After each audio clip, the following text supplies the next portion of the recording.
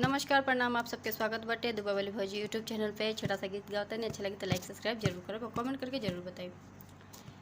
बाबा दिहले टेकावा से हो रे हम तेजब, बाबा दिहले टेकावा से हो रे हम तेजब, से हो रे हम तेजब। बलमुआ कैसे बलमुआ कैसे तेजब रे छोटी ननदी, बलमुआ कैसे तेजब रे छोटी ननदी। हमार जिया डोले रे छोटी ननदी, बलमुआ कैसे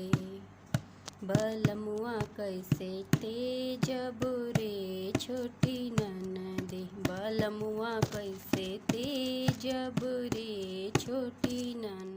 टिकवा टिकुलिया झुमुका पायलिया सगरो सिंगार बधूरा, कवन सुहागिन के दिल के पियसिया पियावा के प्यार करे पूरा।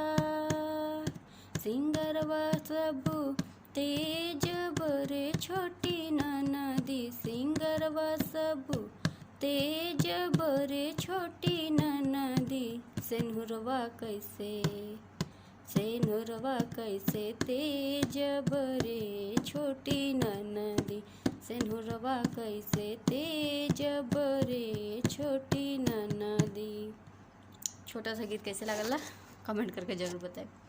अब आप लोगों से मुलाकात हुई नेक्स्ट वीडियो में, तब तक के लिए बाय बाय।